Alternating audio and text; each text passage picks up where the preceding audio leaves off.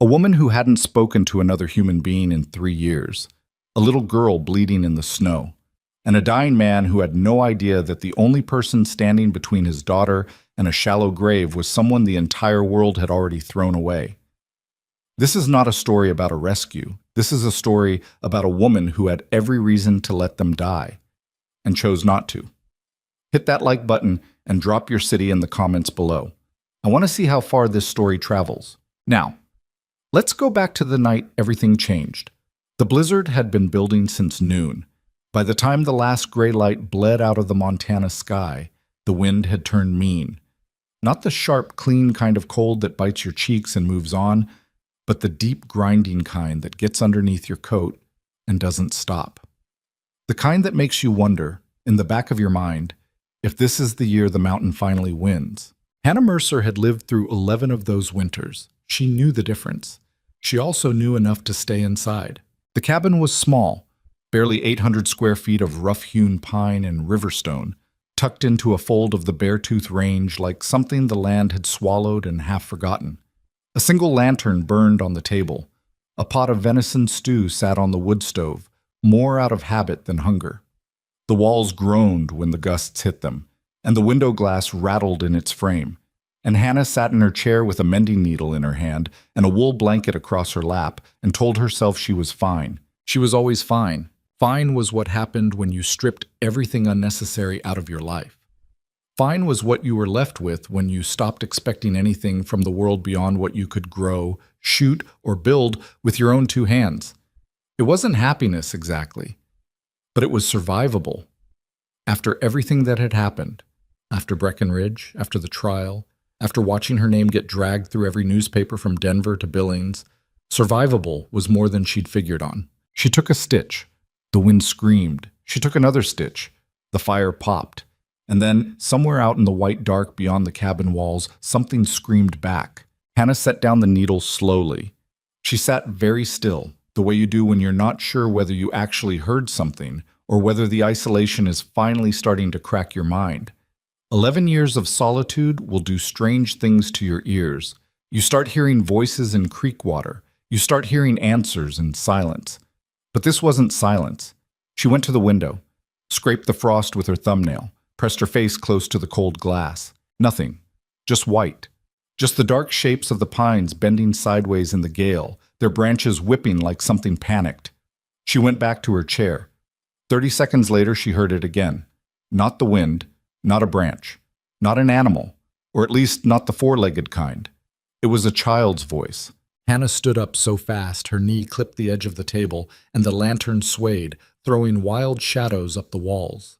She grabbed her coat from the hook by the door, didn't bother with the scarf, didn't bother with the second pair of socks, and yanked the door open. The cold hit her like a wall. "Hello?" Her voice came out rough. She hadn't used it much lately. "Is somebody out there?" The wind took the words and shredded them. Snow drove sideways into her face, her eyes, her open mouth. She squinted out into the yard where the drifts had already swallowed the lower fence rails, and the path to the woodshed was a memory. "Hello?" And then she saw it. A small, dark shape moving through the snow about 40 yards out, stumbling, going down to one knee, getting back up, moving toward the light in her window like a moth toward a flame. Hannah went off the porch without thinking. The cold grabbed her ankles immediately, snow over the tops of her boots with the first step. She didn't stop. She pushed through the drifts, one arm up to shield her face, and covered the distance in a half run that was really more of a controlled fall. And when she got there, when she got close enough to see, her heart did something she hadn't expected. It cracked open a little. The child was maybe 5 years old, maybe 6, wearing a coat that was 2 sizes too big, the cuffs hanging past her fingers, a red wool hat pulled down over her ears and almost covering her eyes. She had blood on the side of her face, just a thin line of it, already frozen pink in the cold. And her lips were going the wrong color, that pale lavender that means the body is losing the argument. She looked up at Hannah with enormous dark eyes, and in those eyes was not just fear but something older than fear.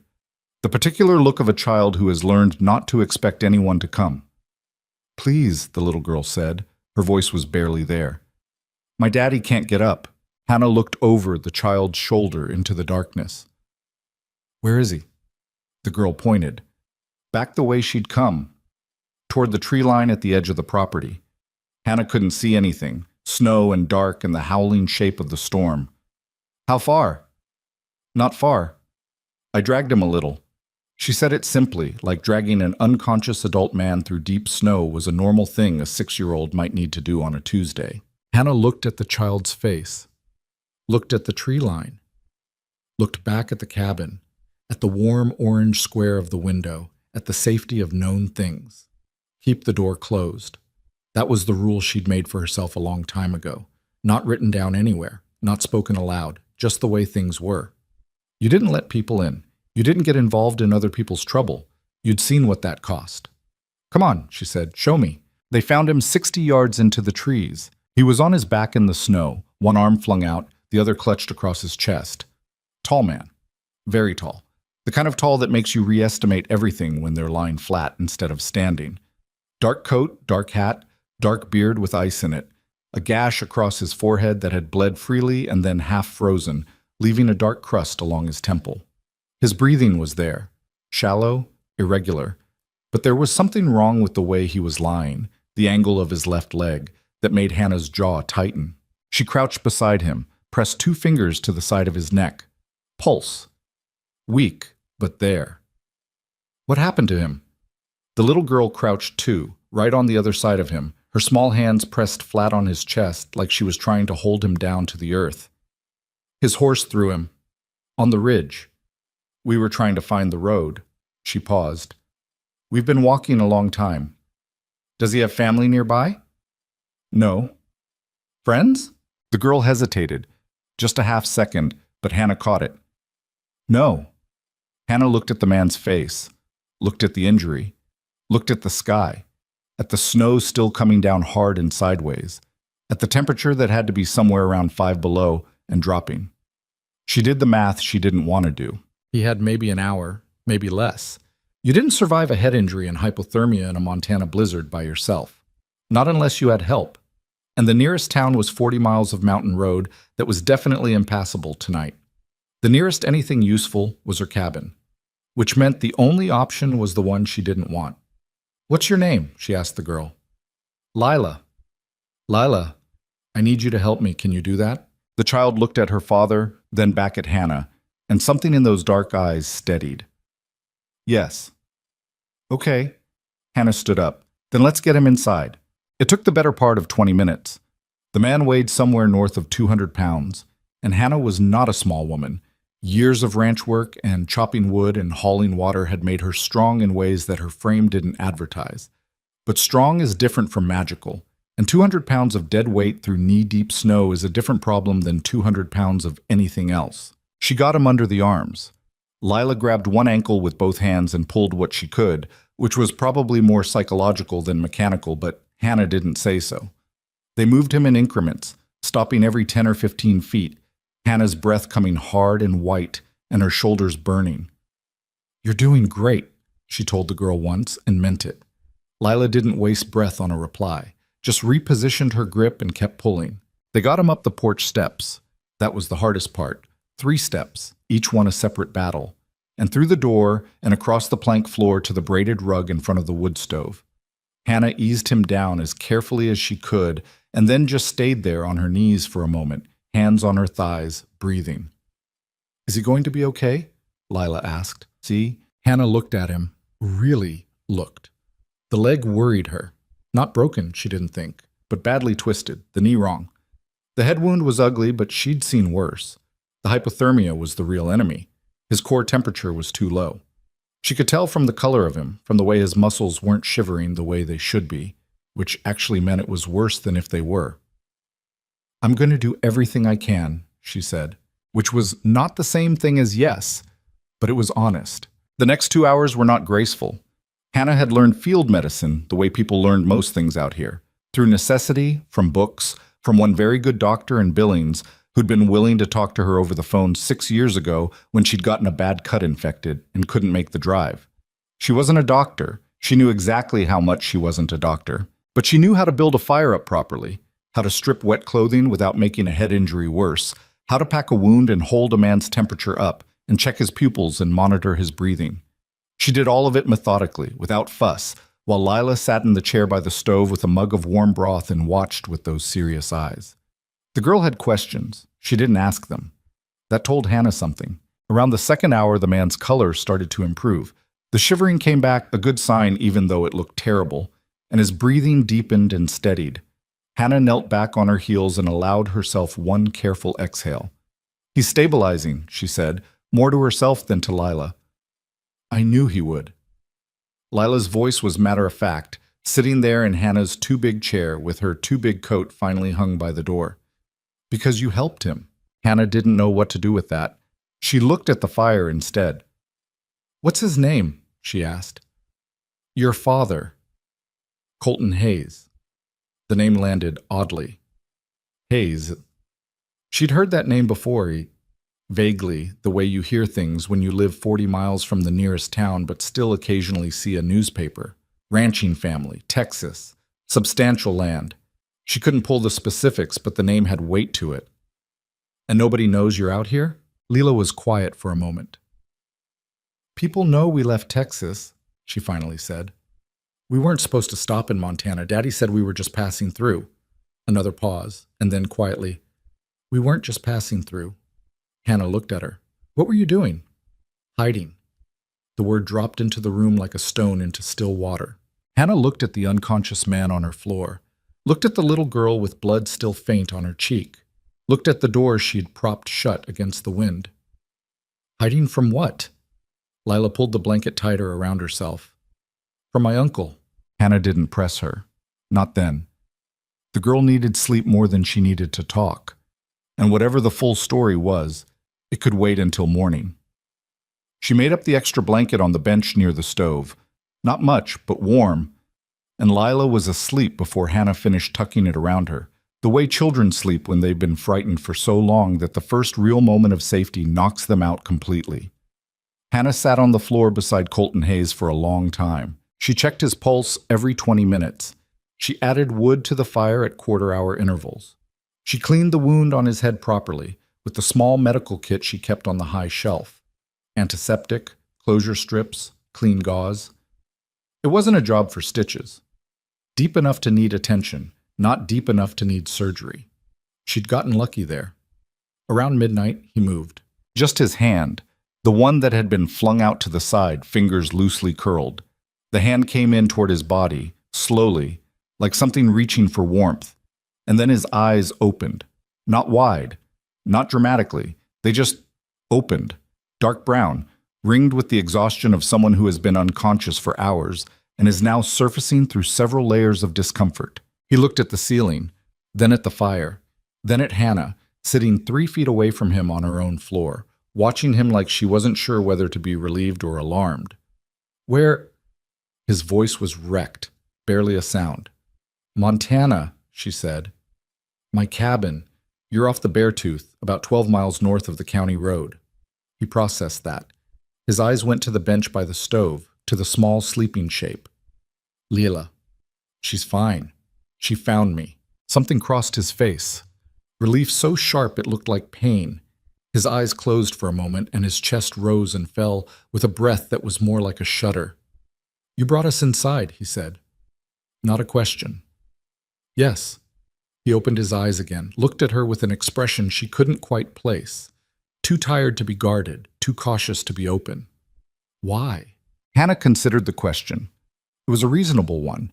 In her experience, most people didn't drag unconscious strangers out of blizzards unless they had a reason, and she was aware that she was not exactly the type that invites trust. She was 41 years old, and she looked like someone who had chosen weather over people for a long time.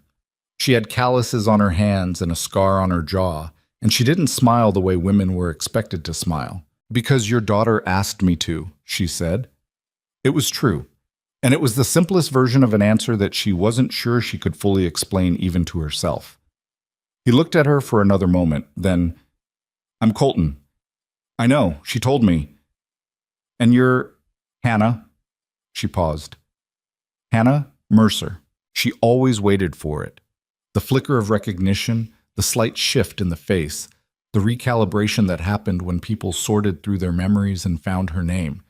It almost always came. It didn't come. Or if it did, he was too exhausted to show it. "Hannah?" he repeated, like he was storing it somewhere. "I'd shake your hand, but I'm not sure my arm works right now." "Don't," she said. "Your shoulder took some impact. Keep it still." He made a sound that might have been agreement or might have been pain. He lay still, watching the fire. "My horse," he said after a while. "I haven't been outside since I brought you in. When the storm breaks, I'll look." "She's a good mare. She didn't—" He stopped. His jaw tightened. "She threw me, but it wasn't her fault. Something spooked her on the ridge." "I'll look in the morning." He nodded, or tried to, winced, went still again. "Your head," she said. "Don't make sudden movements for a few days. You hit something on the way down. How much do you remember?" "Coming off the ridge, landing, couldn't get up. My knee. Lila was—" He stopped, swallowed. "She was trying to help me. I told her to go find a light, any light. I told her if she found a light to go toward it." His voice had gone rough in a different way now, not just injury, something deeper. "She's 6 years old.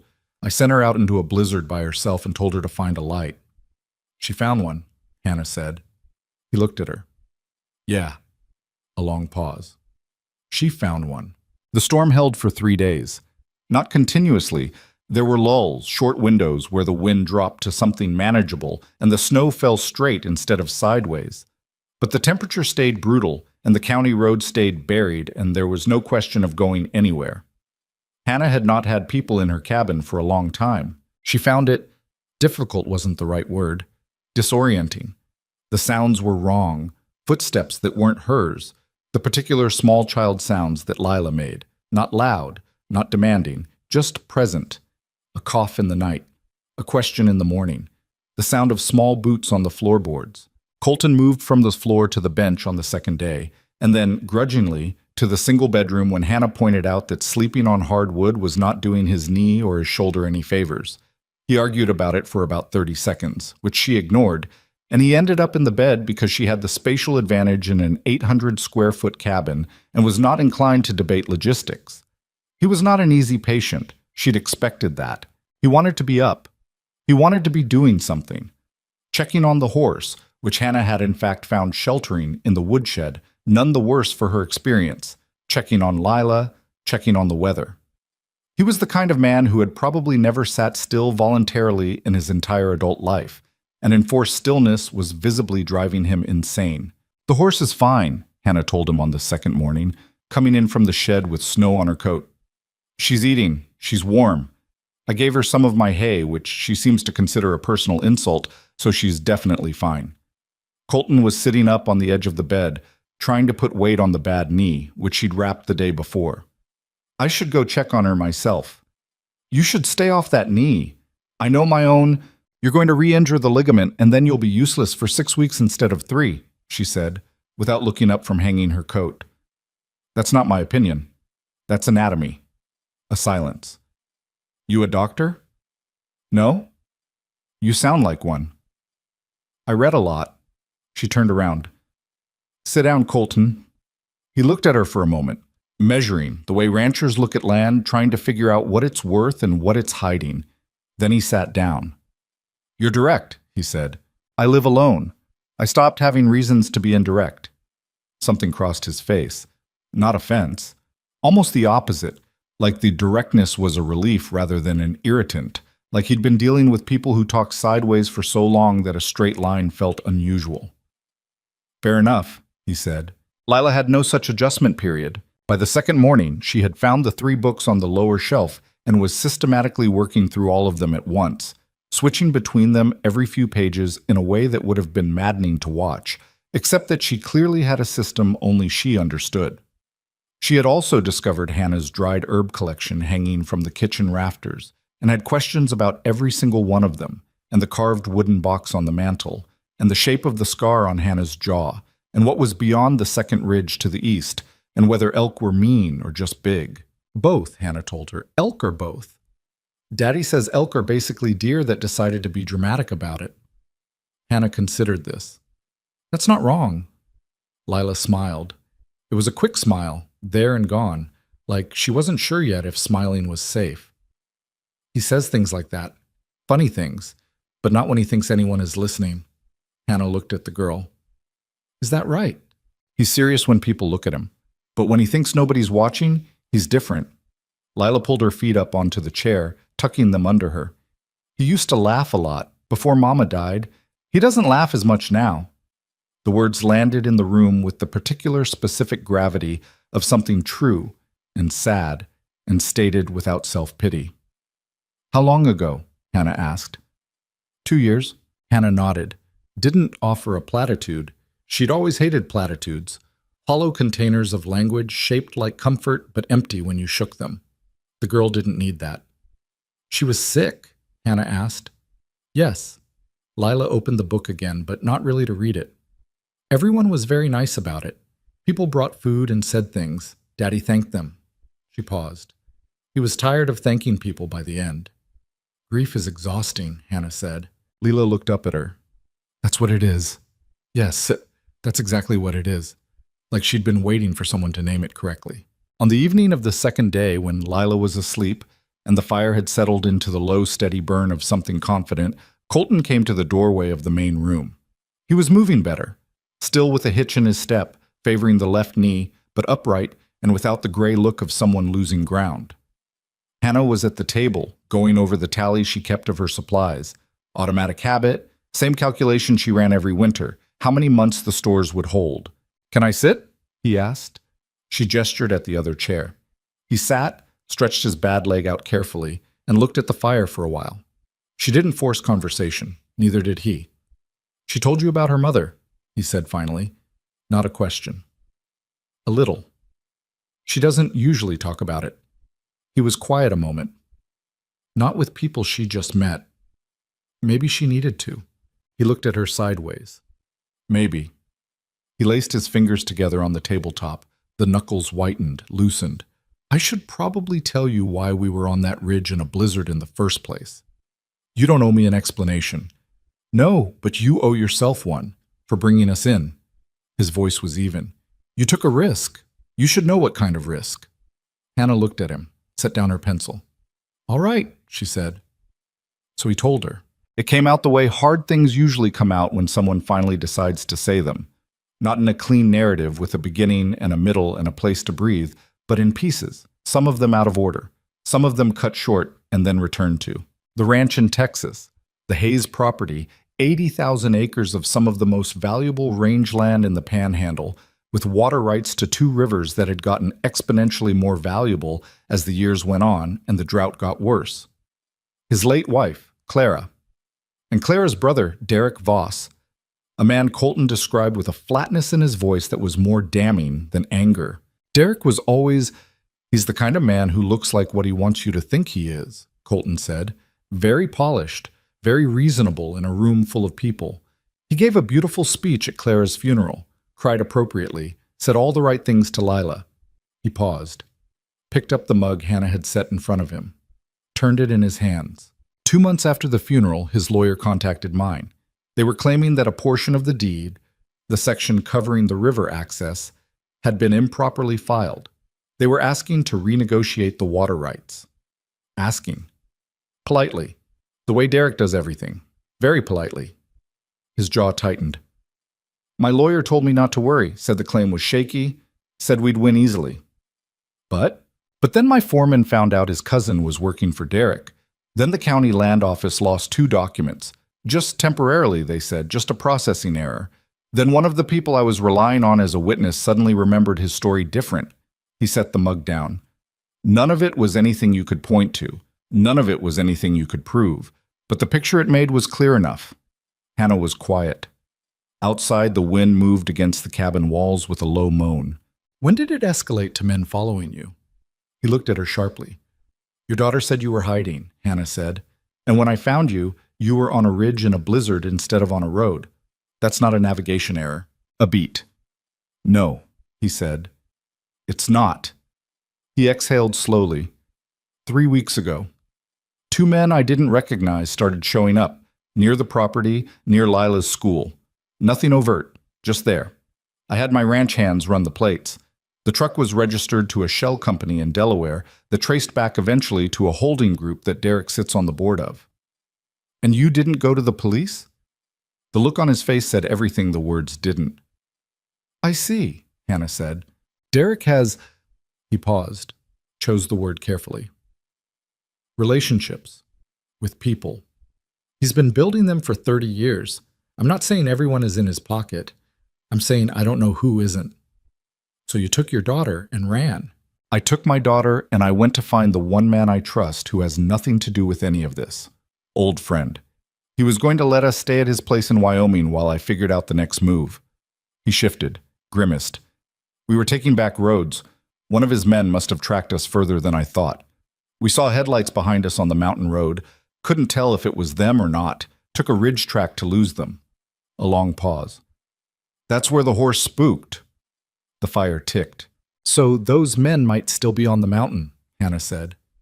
Maybe. If they're smart, they waited the storm out. And when the storm breaks. Yeah. He looked at her steadily. When the storm breaks. She understood what he wasn't saying. When the storm breaks, they'd be visible. Any fresh tracks in the snow, any smoke from a chimney, any sign of 3 people at a remote cabin, it would be readable. She should tell them to leave. That was the sensible thing. Get them moving as soon as the road was passable. Point them toward the highway. Let whatever this was play out somewhere that wasn't her property and wasn't her life. She had spent 11 years building a life small enough to be safe. This man and his story and his enemies were the exact opposite of small. She looked at Lila's sleeping shape on the bench. The small, serious face, relaxed now in sleep, the traces of dried blood still faint on her cheek. He sent her out into a blizzard and told her to find a light. And she found one. You can stay until you're well enough to travel safely, Hannah said, and until we know what's out there. Colton looked at her for a long moment. He didn't say thank you, and she was grateful for that somehow. It would have felt like being counted, like being asked to carry something she'd get to put down. Instead, he just said, You know who I am. You know what this might draw to your door. I'm aware. Then you also know I'd understand if... Colton. She picked up her pencil again, looked back down at her supply tally. I said you could stay. Another silence. Then, quietly, All right. She didn't look up. Get some sleep. That knee won't heal if you're sitting up half the night. She heard him shift his weight, heard the uneven footfall as he moved back toward the bedroom. Heard the door not quite latch. The hinges had always been crooked. She'd never gotten around to fixing them. She sat alone at the table for a long time after. The lantern burned. The fire breathed. The storm outside did what storms do. It raged for a while, and then it went quiet. And then it raged again. The way all storms do before they finally decide to end. Hannah Mercer looked at the door she had opened. She was still not sure if she'd been brave or stupid. She was beginning to suspect it didn't matter which. The storm lasted 3 more days. When it finally broke, the sky came clear and sharp as glass, and the world outside the cabin was white and silent and very, very still. And the tracks in the snow, when they finally appeared, were not made by elk. The tracks appeared on the 4th morning. Hannah saw them before Colton did, before Lila was even awake. She'd gone out at first light the way she always did, checking the woodshed, checking the sky, taking the temperature of the day before the day had a chance to take hers. The air was brutally clear after the storm, the kind of cold that makes every sound carry too far and every shadow cut too sharp. She stood on the porch with her coffee and looked out across the white expanse of the yard, and that was when she saw them. 2 sets. Coming up from the south tree line, circling wide around the cabin's east side, stopping at the woodshed and then doubling back. Whoever had made them hadn't come to the door. They'd come to look. She finished her coffee standing there. Then she went inside. Colton was awake, sitting on the edge of the bed with his bad knee stretched out, trying to roll his shoulder in slow circles the way she'd told him to. He looked up when she came in, read her face before she said anything. How many? 2 sets of boots. They didn't come past the shed. He was quiet a moment. How old are the tracks? Last night sometime. After the wind died, before midnight. After that, the surface would have been too settled to read the depth like that. She leaned against the doorframe. They know we're here. They just don't know what they're walking into. Yet, he said. Yet, she agreed. He started to stand. She didn't tell him to sit back down this time because she could see it wouldn't accomplish anything, and also because the situation had shifted. A man who needed to be ready to move was not the same problem as a man who needed to rest. I have a rifle, she said. Lever action, 30-30, and a 12 gauge on the back wall. He looked at her. Something moved behind his eyes. Not surprise exactly, more like a recalibration. I've been feeding myself for 11 years, she said flatly. What do you have? Nothing. Saddlebag was on the horse. I had a pistol, but I lost it in the fall. She nodded. Thought for a moment. Then we work with what we have. She went to where the rifle hung and took it down and checked it with the automatic efficiency of someone who'd done it 10,000 times. Full. She leaned it against the wall near the door, within reach but not obvious from the window. Can you ride? She asked. I can ride. Your knee. I can ride, he said again, and the way he said it closed the topic. She looked at him. He wasn't lying. She'd seen enough men push through injury to know the difference between a man claiming he was fine and a man who had simply decided pain was not going to be the deciding factor today. She respected that even when it was reckless. There's a back way off this property, she said. Comes out 6 miles east, connects to a Forest Service road that eventually hits the state highway. I've never seen another vehicle on it. It's narrow and it's rough, but the horse could make it, and I have a second horse. You have 2 horses. I have 2 horses. He looked like he had a question about that. 2 horses for a woman who lived alone, but he didn't ask it. Good. We don't run yet, he said. Not until we know what we're dealing with. If I run blind, I might be running straight toward them. Agreed. She set the shotgun on the table. But we're ready to. Lila woke up 20 minutes later and came out of the sleeping alcove rubbing her eyes, her hair in a spectacular knot on one side of her head, wearing a wool sock on one foot and bare on the other.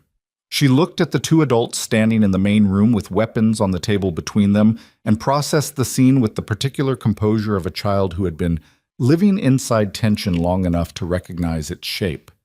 Are they close? She asked. Colton crossed the room and crouched down in front of her, putting himself at her level the way Hannah had noticed he always did. Not talking down at the girl, but to her, face to face. Maybe, he said. But we saw them before they saw us, which means we're smarter, okay? Lila looked at him for a long moment. Okay, she said. Then, is Hannah going to help us? He glanced back at Hannah over his shoulder. Yeah, baby, she is. Lila looked at Hannah with those steady dark eyes. Good, she said, as if that settled something that had been in question, and then she went to put her other sock on. Hannah looked away first. The morning passed in a specific kind of waiting that Hannah knew well. The kind where you stay busy with small tasks precisely because staying busy is the only thing between you and the thing you're waiting for. She fed the horses. Colton checked the saddlebags and redistributed the weight. Lila sat by the window with a book she wasn't reading, watching the tree line with the focused patience of a child who had learned that watching was sometimes the most useful thing you could do. Around 10 o'clock, Colton came to stand beside Hannah at the wood stove while she boiled water. I want to ask you something, he said. Not the way people say it when they're about to ask something small. She waited. The name, he said. Hannah Mercer. When I'm less foggy, I'll probably remember why I know it. I should probably already know. She kept her eyes on the pot. Probably. I'm not asking to be cruel. I'm asking because if there's something about your history that those men could use, to find you, to identify this place, anything, I need to know. She turned and looked at him directly. He held her gaze without flinching, which most people didn't. 11 years ago, she said, I was in Breckenridge, Colorado. I was a bookkeeper for a development company. The owner was stealing from a municipal pension fund. I found out. I reported it. She paused. He had better lawyers. They turned it around on you. They turned it around on me. Said I was the one who'd manipulated the accounts. Said I'd been taking money for years. By the time the truth came out in any form that mattered, it had been in the papers long enough that the truth didn't have the same reach the lie had. Her voice was even, not flat. She'd made peace with the story long ago, or something close enough to peace that the difference didn't show. I couldn't get work, couldn't keep a landlord. Eventually, I stopped trying to stay somewhere that already had a version of me it preferred. Colton was quiet for a moment. You came here. I came here. And the real thief? He died in a car accident 4 years after, before the civil case finished. So, she spread her hands slightly. That's the story. He was looking at her in a way she couldn't quite categorize. Not pity. She'd seen pity enough times to recognize it immediately, and she'd have walked out of the room. Something more like recognition. The look of someone who knows what it feels like when a system designed to protect people decides to use you as a scapegoat instead. I'm sorry, he said. Not elaborately, not with a list of things attached to it. Just those 2 words, plainly. She looked back at the pot. It's old news, she said. Old news still happened. She didn't answer that, but she didn't move away from him either, which was its own kind of answer. The riders came at 2 in the afternoon, 3 of them, not 2, which meant there was a third set of tracks she hadn't found, or a third man who hadn't come close enough to leave tracks at all. They came out of the south tree line on horseback, moving at the kind of deliberate pace that announces itself as a choice, not a pace of urgency or uncertainty. These were men who had decided on an approach. Hannah saw them from the window. 3, she said. Colton came to look, his jaw set. I know the one on the left. He was one of the ones outside Lila's school. Lila, Hannah said without turning around. Go to the back room. Under the bed there's a space behind the baseboard. I keep extra rope there. Push it aside and you can fit. Don't come out until I come get you. Lila was already up and moving. Whatever protest she might have offered, she swallowed it. She crossed the room quickly, quiet in her wool socks, and disappeared through the bedroom doorway without being told twice. Hannah heard the faint sound of the baseboard shifting. Colton picked up the shotgun. Hannah took the rifle. I'll do the talking, she said. He looked at her. Hannah, they don't know what's here. They're looking, not certain. If you stand in that doorway, they have certainty. She met his eyes. Let me talk first. A beat. He didn't like it. She could see that plainly. He was not a man accustomed to letting other people stand between him and trouble, but he was also smart enough to recognize the logic of it. He stepped back from the door, kept the shotgun low. Hannah opened it. The 3 men had pulled up in the yard. The one in the middle was older than the others, somewhere in his 50s, with a weathered face that had probably once been open and was now just closed. He wore a coat that was too new for the kind of man he was trying to look like.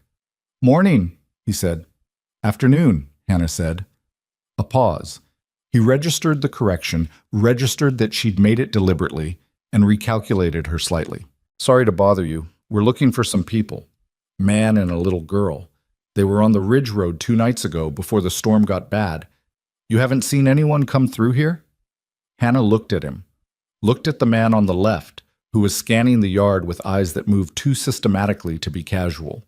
Looked at the one on the right, who was watching her with the kind of flat attention that belonged on someone paid to watch rather than think. No, she said. I've been snowed in 4 days, seen nobody.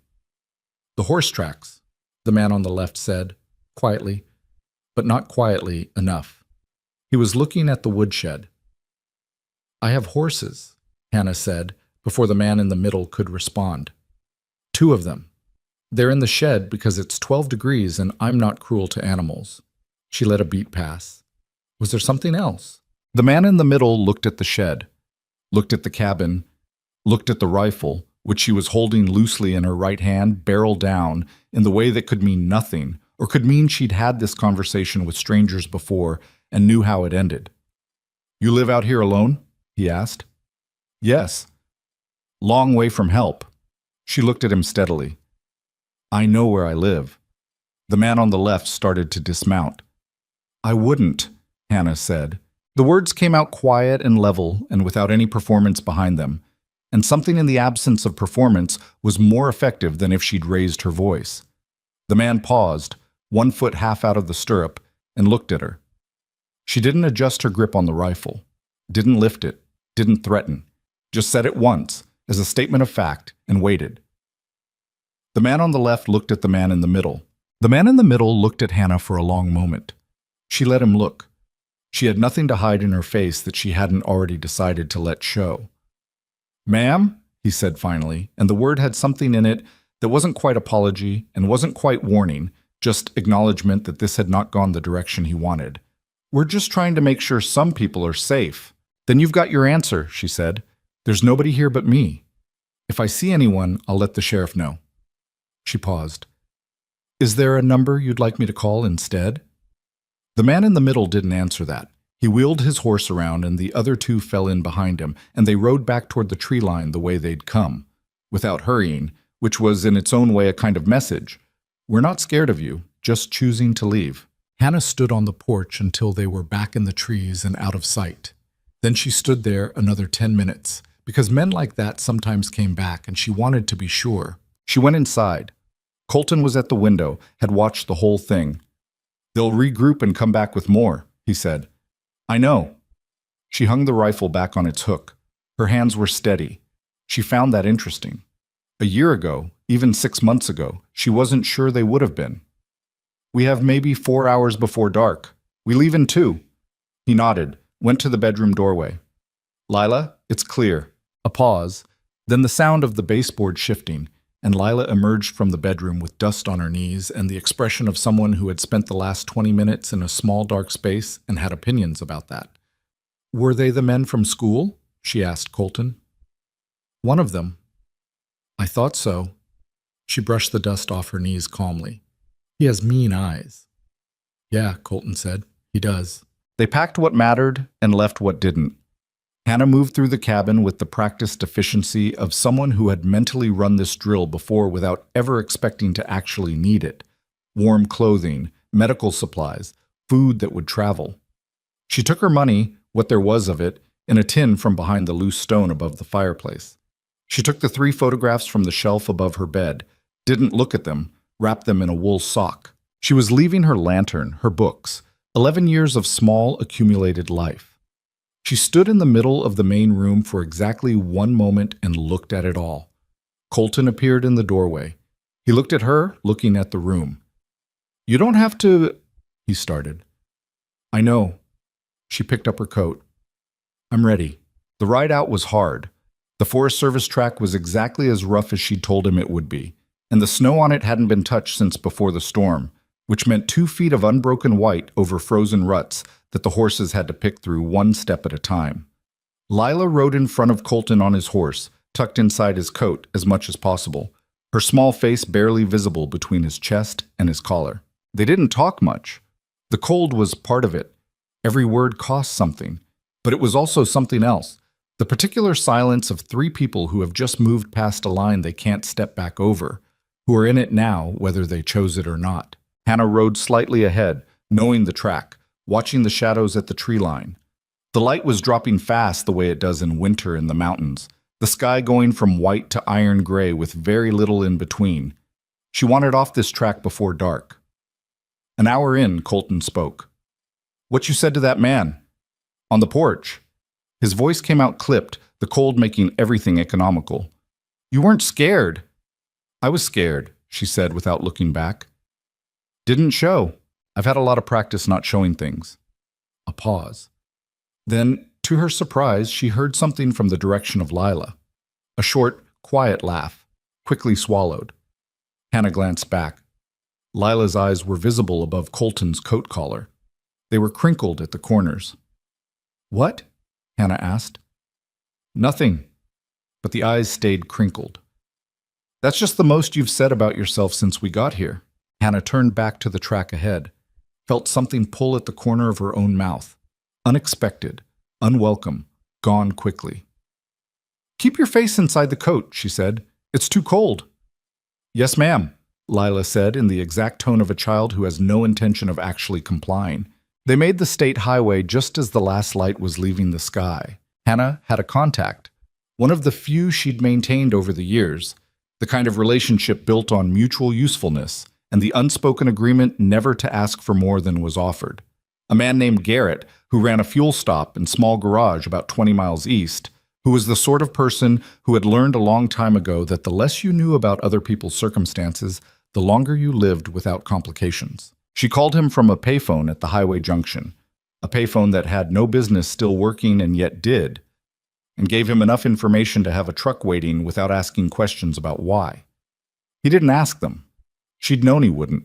Garrett met them at the edge of his property with his truck and an old cattle trailer that would handle the horses. He was 67, thin, with a white mustache and the general manner of someone who had seen a considerable number of things and ranked this particular scene somewhere in the middle of his personal list of unusual Tuesday afternoons. He looked at Colton, looked at Lila, looked at Hannah. "Trouble?" he said. "A little bit," Hannah said. He grunted, held the trailer gate open. "Coffee's on inside. Take what you need. I don't want to know anything." "I know," she said. "Thank you, Garrett." He waved a hand in the general direction of gratitude without looking at her and went to help with the horses. Inside the garage office, which smelled like motor oil and burnt coffee and years of doing business without ceremony, Colton and Hannah sat on opposite sides of a small table while Lila fell asleep on a folded tarp in the corner, using her coat as a blanket, with the utter unconscious practicality of a child who can sleep anywhere when the need is real. Colton wrapped his hands around a coffee mug and stared at the surface for a long time. "I have to call my lawyer," he said eventually. "The only way through this is through the court. Derek's whole play is to keep pressure on until I agree to negotiate, and the only reason I'd negotiate is if I don't have the evidence to fight." He looked up. "I have the evidence. I've had it for months. I just haven't been able to get it in front of a judge in a room where Derek's people don't have any advantage." "So go to Texas," Hannah said. "If I go to Texas, I'm walking back into his territory. If you stay up here, you're a man in hiding with a 6-year-old who can't go to school." She held his gaze. "You can't win the ranch from Montana." He knew she was right. She could see that he knew. But knowing something and being ready for what it means are two different problems, and he was working through both simultaneously. "The men who came to your cabin today," he said, "they're going to report back. Derek will know you helped us. You understand what that means?" She looked at him steadily. "I've been a target before." "Hannah, I know what I'm saying." She set her mug down. "And I know what I'm not saying. I'm not telling you I want to walk into whatever you're walking into. I'm telling you I understand the situation." He was quiet for a while. The old fluorescent light hummed above them. Outside, Garrett was moving around the trailer, doing whatever Garrett did when he was deliberately not involved. "I can't ask you to come with us," Colton said. "To Texas." "I can't ask that." "You're right," she said. "You can't." He nodded, looked back at his coffee. "So don't ask," she said. He looked up. "Just tell me where we're going," she said, "and I'll decide on my own." Something crossed his face. Something that might have been, under different circumstances, with less ice in his beard and fewer miles on both of them. Something she didn't put a name to yet. She wasn't ready to name it, and she was fairly certain he wasn't either. They were two people who had survived difficult things by being careful. And careful people don't name things before they're sure what they're looking at. "Texas," he said. "Panhandle. Hayes Ranch is outside a town called Drover's Flat. And when we get there, we fight." He said it without drama. "We put the evidence in front of a judge, and we fight." Hannah looked at him, looked at the sleeping girl in the corner, Lila, 6 years old, who had walked into a blizzard to find a light, and had not once, in 4 days, behaved like someone who expected to be given anything she hadn't earned. She thought about the Montana cabin, the lantern on the table, 11 years of choosing small. "All right," she said. Colton looked at her for a moment. "Just like that?" "I said what I said." He was quiet. Then, so quietly she almost missed it under the hum of the fluorescent light. "She was right about you, you know." "Who was?" "Lila." He looked down at his coffee. "First night, when you were outside checking the horses and she was still awake. She told me you were the kind of person who does what needs doing and doesn't make a thing out of it." He paused. "I told her she'd just met you and didn't know that yet." Hannah looked at him. "What did she say?" The corner of his mouth moved. "She said some people you know right away." Hannah looked away, looked at Lila's sleeping face, peaceful the way children only get when they feel safe. The kind of sleep that was its own form of trust. She didn't say anything, but she didn't argue with it either. They left before dawn, the truck moving east through the dark toward a highway that would eventually, after enough miles and enough decisions that couldn't be taken back, lead them south. Behind them, the mountains held their silence. The cabin at Iron Ridge sat empty in the snow, the door properly latched for the first time in days, the lantern cold. And somewhere ahead, in the direction of everything unresolved and difficult and necessary, the road was still open. Drover's Flat, Texas did not welcome them. That wasn't a feeling Hannah invented. It was a specific, observable thing. The way conversations at the gas station stopped when Colton's truck pulled in. The way the woman at the motel desk took too long processing the room, looking at Hannah twice, and then at Colton, and then down at the register with an expression that wasn't quite readable, but wasn't neutral either. Small towns have long memories and short patience for trouble, and Colton Hayes coming home after weeks of absence with a strange woman and a daughter who should have been in school was the kind of thing that got talked about before the truck was out of the parking lot. Hannah had expected something like this. She hadn't expected to feel it so quickly. The ranch itself was 20 minutes outside town, down a county road that cut through flat, hard panhandle country. The kind of land that looks empty until you understand what you're looking at, until you start to see the quality of the grass and the lay of the drainage and the ribbon of darker green that marks where the river runs through the eastern property line. Then it stopped looking empty and started looking like exactly what it was. Valuable. Seriously, consequentially valuable in the way that made men do serious, consequential things to take it. The main house was large and plain, not the showpiece that money sometimes builds, but the kind of structure that gets added to over generations by people who needed more room rather than more impression. A long covered porch, a bunkhouse behind it, 3 barns visible from the drive, a windmill turning slow in the December wind. 2 ranch hands came out to meet them when the truck stopped. Both of them looked at Hannah with the same calculation she'd seen at the motel. Not hostile exactly, more like men doing an inventory and not being sure where to put a particular item. The taller one, a lean man of about 40 named Burl, touched his hat to Colton. "Glad you're back, boss. Things have been—" He paused, glanced at Hannah. "Things have been complicated." "I know," Colton said. "This is Hannah Mercer. She's with us. You treat her accordingly." Burl looked at Hannah again. She met his eyes and didn't do anything with her face to make it easier for him. After a moment he touched his hat to her as well, with the air of a man filing a judgment he hadn't finished forming. "Yes, sir," he said. Colton's lawyer was a woman named Patricia Odom, and she arrived the next morning in a truck that was cleaner than anything else Hannah had seen in Drover's Flat. With a leather briefcase and reading glasses she kept taking off and putting back on, and the focused, slightly impatient manner of someone who has been waiting for her client to stop running and start fighting. She shook Hannah's hand with a firm grip and said, "I've heard what you did up in Montana," and then moved immediately to the kitchen table and started laying out papers, which was its own form of compliment. The situation, Patricia explained with the kind of directness that suggested she'd already explained it several times to Colton and was adjusting her approach, was this. Derek Voss had filed a claim through a shell entity arguing that a 1987 deed amendment covering the river access rights had been improperly executed. Wrong notary, missing witness, technical defects that shouldn't matter, but in the right courtroom, in front of the right judge, with the right pressure applied at the right moments, could matter quite a lot. The court date was in 11 days. "We have evidence," Colton said. "We have some evidence," Patricia said. "We have the original filing records from the county, which support our position. We have testimony from 2 former employees of the shell entity who are willing to talk." She paused. "What we don't have is the one thing that would end this cleanly. The original correspondence between Derek and the title company showing they knew the amendment was valid and were manufacturing the defect claim." "Because it disappeared," Colton said. "Because it disappeared from the county records office 6 months ago during what was logged as a routine archive migration." Patricia took her glasses off, which is either a remarkable coincidence or the single most useful coincidence Derek Voss has ever experienced. Hannah had been listening from the far side of the table, going through the document stack Patricia had brought with the same systematic focus she'd once applied to a development company's accounting records. She stopped at a page, read it again. "This title company," she said, "Penrock Title and Escrow. They're named in 3 different filings here." Patricia looked at her.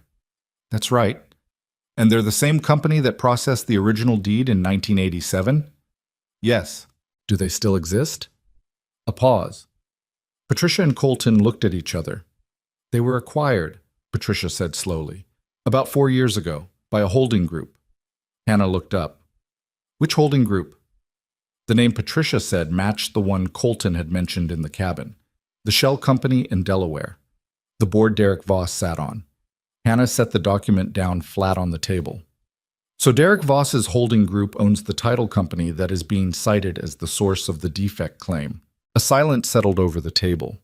That is, Patricia said carefully, a connection I had not fully traced. It's in your own documents, Hannah said. Not accusatory, just factual. Pages 6, 14, and 31. Patricia put her glasses back on, picked up page 6, read it. Her jaw tightened in the specific way of someone who is angry at themselves and choosing to convert that energy into something useful immediately. I need to make some calls, she said. The 11 days before the court date were not peaceful. Word had gotten around town, fast the way it does in small places, that Colton was back and fighting, and that he'd brought a woman nobody knew, and that the woman was apparently involved in the legal proceedings in some capacity that nobody could quite pin down. The story that emerged in the telling and retelling was not flattering to Hannah. By the 4th day, she'd heard at least 3 versions of herself: a con woman who'd manipulated a grieving widower, a hired hand of some unnamed outside interest, and her personal favorite, a former criminal who'd done time in Colorado. She heard these things through Burl, who relayed them with an uncomfortable expression that suggested he wasn't sure whether delivering the information was the right call, but had decided that not delivering it was worse. I'm telling you because I figure you should know what's going around, he said, not because I believe it. Do you believe it? She asked. He looked at her for a moment. I believe you backed down 3 of Derek's men at a cabin in Montana when most people would have shut the door. So no, ma'am. I don't believe it. He turned back to the fence post he'd been working on. But I'm not everyone. No, she said. You're not. She went back to what she'd been doing, which was working, because the ranch had fallen behind in Colton's absence, and work was the thing she knew how to do with the space in her head when the alternative was sitting with the knowledge that people were out there constructing a version of her that had no relation to anything true. She fixed 3 sections of the north fence. She reorganized the feed storage so that the inventory was readable instead of approximate. She noticed the drainage problem at the East Barnes Foundation and dug the diversion channel herself because she had a shovel and the time and no patience for a problem sitting unsolved in front of her. The ranch hands watched, said nothing for the first 2 days. On the 3rd day, a young hand named Cisco brought her coffee without being asked, set it on the fence post beside her without a word, and went back to work. She took it as what it was. Derek Voss came to the ranch on the 6th day. She hadn't met him yet, and she'd been trying not to form a picture of him from Colton's descriptions alone, because people tell you who their enemies are in the shape of their own wounds, and that's not always the whole picture. But the man who stepped out of the black SUV at the end of the drive matched something she'd already understood from the documents. A man who had built his entire strategy on the assumption that the appearance of reasonableness was the same as being reasonable. He was somewhere around 55, well-dressed in the understated way of someone who'd learned that loudness is for people who aren't sure they've already won. Good-looking in a way that had probably served him in rooms where good-looking matters. He smiled when he saw Colton, and the smile had the specific warmth of something practiced to precision. Colton, he spread his hands. I heard you were back. I'm glad. Derek, Colton said. Hannah stood back, watching. Derek's eyes moved to her. She saw him process her, assess, categorize, file. And you must be the woman from Montana. Hannah, was it? He extended a hand. She shook it. His grip was calibrated. Not too firm, not too soft. He'd shaken a lot of hands. I don't think we need to drag this out, Derek said, addressing Colton but keeping the peripheral awareness on Hannah that told her he'd already decided she was the variable in the room. The court date is 5 days away. The legal fees alone are going to, Derek, Colton said, going to put a serious dent in both our. Derek, Colton's voice was level. I'm not settling. A pause. The smile stayed in place, but something behind it recalculated. Colton, I understand you feel. I know what you did to the county records. I know about Penrock. I know about the men you sent to Montana. Colton said it without raising his voice, which was more effective than if he had. So does my lawyer. So does a process server in Delaware who's had a very interesting week. The smile finally dropped, just for a second, just long enough to see what was underneath it, which was not warmth and not reasonableness. Then it came back, but it was a different quality of smile now, the kind that means the other person knows you know. You're making a mistake, Derek said. Probably, Colton said. I make them sometimes, but this isn't one of them. Derek looked at Hannah then. Really looked at her, the way he hadn't before. Not assessing now, but measuring. The way you measure something you've decided is a threat. You've been going through our filings, he said. Your filings are public record, she said. You don't have any standing in this proceeding. I'm a private citizen reading public documents, she said. I don't need standing for that. Something moved in his eyes. You should be careful, he said quietly, about getting involved in things that don't concern you, especially given your history. The air between them went very still. My history, she said, Breckenridge, Colorado, financial irregularities. That kind of thing tends to come up when people start inserting themselves into legal proceedings. He said it pleasantly, the way you say something to remind someone they're breakable. I just think you should be aware. She looked at him for a long moment. Behind her, she could feel Colton going still in the particular way of someone deciding whether to act. She made a small, almost imperceptible movement with her hand, not quite a gesture, just a shift of her fingers. And he stayed where he was. What happened in Breckenridge, she said to Derek, is that I found out a man was stealing from people who trusted him, and I reported it, and he spent considerable money making sure the story got twisted. She let that sit for exactly a second. I imagine you understand how that works. Something flickered across Derek Voss's face. It wasn't quite anger, and it wasn't quite respect. It was the particular expression of a man who has spent decades in rooms where he is the most dangerous person present, suddenly aware that the math might need adjusting. He left 10 minutes later without the settlement conversation going anywhere he'd intended. Court was on a Thursday. The courthouse in Drover's flat was small and old and smelled like radiator heat and paper, the kind of building that had seen several generations of people's worst days. The gallery was fuller than Hannah had expected. Ranching disputes in small Texas counties drew a crowd the way other communities turned out for ball games. She recognized some faces from town.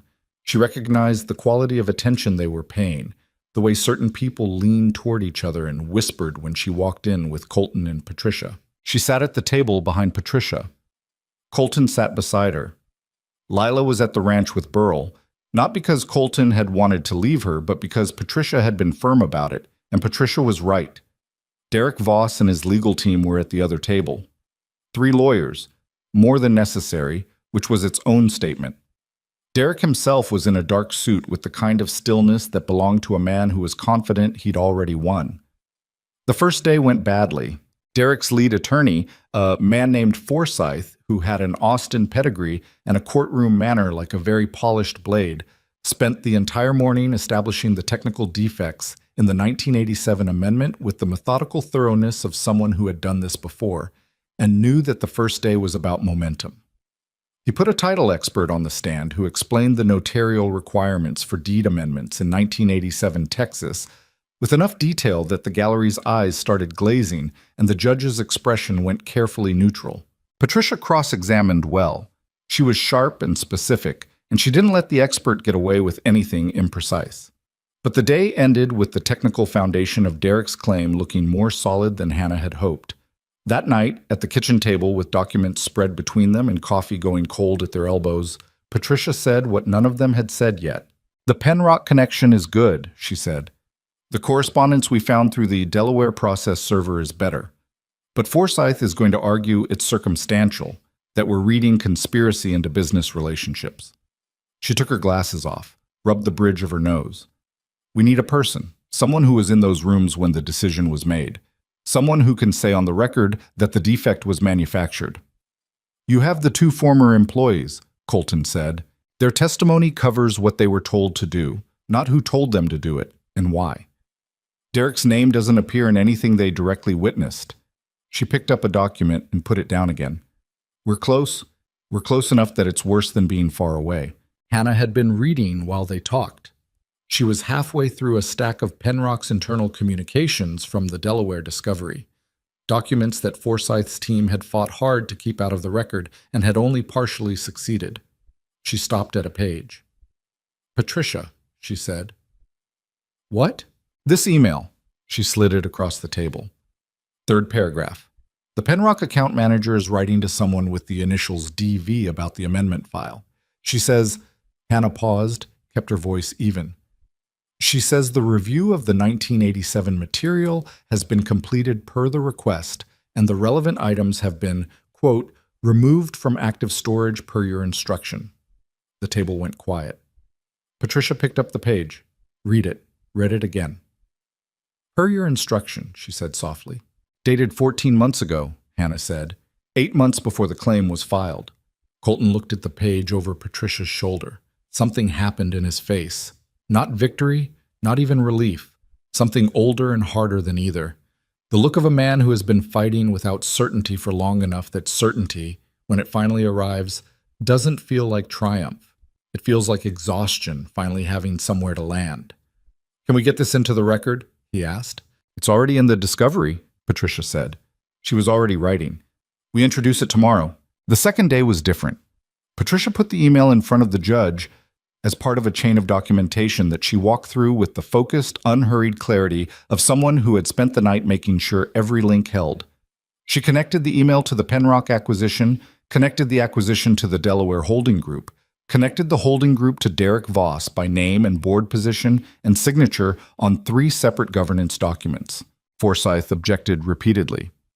The judge overruled him repeatedly.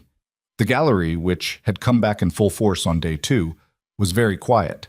And then Patricia called Hannah to testify. This had been discussed the night before. It was not, as Patricia explained it, strictly necessary from an evidentiary standpoint. The documents spoke for themselves mostly. But there was a particular aspect of the case where Hannah's direct account of events in Montana, the armed men at her cabin, their specific behavior, their specific questions, the identification of one of them by Lila as the man who'd been outside her school, became relevant to the pattern of intimidation Patricia was trying to establish. "It puts a face on it," Patricia said. "Right now Derek's team is arguing this is a straightforward property dispute. A face on the intimidation changes that narrative." "They'll come after my background," Hannah said. "Yes. Forsyth has filed a motion to introduce the Breckenridge matter as character evidence. Judge hasn't ruled on it yet." "And if he allows it?" Patricia had looked at her steadily. "Then you answer those questions too, honestly and without apology, and you let the room decide." Hannah had thought about that for a long time after the others were asleep. She sat in the witness chair on the second afternoon and gave her name and was sworn in and looked out at the gallery, at the faces she recognized from town, at Derek Voss's composed, watchful expression, at Colton at the table who was looking at her in a way that was not pity and not encouragement, but something steadier than either. Just presence, just the specific quality of being seen by someone who knew the real version of you. She answered Patricia's questions, described the night of the blizzard, described the men at her cabin, described what Lila had said about recognizing the one with mean eyes, described the conversation on her porch with enough precision that the gallery stayed quiet the whole way through. Then Forsyth stood up. He approached the question of her background the way Forsyth approached everything, obliquely, politely, with a blade under the courtesy. He referenced the Breckenridge matter. He referenced the civil proceeding. He used the phrase financial irregularities twice and disputed accounts 3 times. He asked her with great politeness whether her presence on the Hayes property might be understood as motivated by personal interest in the outcome. She answered each question directly. Without the evasion she'd spent 11 years living inside. And then Forsyth asked one question too many. "Ms. Mercer, isn't it true that you have a documented history of inserting yourself into other people's financial situations in ways that have benefited you?" She looked at him, looked at the judge, looked out at the gallery. "No," she said, "that's not true." And then before Patricia could object and end it, "What's true is that 11 years ago I found evidence that a man was defrauding people who trusted him with their retirement savings, and I brought it to the authorities. What's also true is that the man had more resources than I did to control how the story was told, and for a long time his version was the one that traveled further." She paused. I came to this ranch because a little girl asked for help and her father almost died. And because when I looked at the documents in this case, I found the same pattern I'd found before. Someone with money and connections manufacturing a story to take something that doesn't belong to them. She looked at Derek Voss. I don't profit from being here. I don't have a settlement arrangement or a legal interest or any financial stake in the outcome. I'm a witness to what happened on my property. That's all I'm claiming to be. Forsyth said, I'm not sure this is... No further questions, Hannah said, which was not, strictly speaking, how testimony worked. But the judge did not intervene, and Forsyth, looking at the gallery and then at his client and then back at Hannah, made the calculation that any further questions were going to cost more than they gained. He sat down. Patricia was already on her feet. Redirect, Your Honor. Just one question. She looked at Hannah. Ms. Mercer, in the 14 months since the correspondence we've entered into evidence, the correspondence instructing that documents be removed from active storage, has anything been returned to the county records office? No, Hannah said. Nothing? The file shows they were removed. There's no return record, which means the county land records for this property have been deliberately altered, and the alteration has never been corrected. She paused. That's not a technical defect in a 30-year-old deed. That's evidence destruction. Patricia nodded. Thank you. No further questions. The judge looked at Forsyth. Forsyth looked at Derek Voss. Derek Voss was looking at the table in front of him with the very still expression of a man watching a structure he built over years come apart in an afternoon. The ruling didn't come that day, but that night, for the first time since Montana, Colton sat on the ranch porch without the particular quality of tension that had been in his body for weeks. Not relaxed exactly, he was still Colton and wouldn't be relaxed until it was done. But different. Lighter. Lila was inside, asleep, having extracted a full account of the day's events from Burl and then from Colton, and then, with different questions, from Hannah, before finally accepting that the story was complete for tonight and sleep was appropriate. What she said, Colton said from his chair in the dark. That you're the kind of person who does what needs doing without making a thing out of it.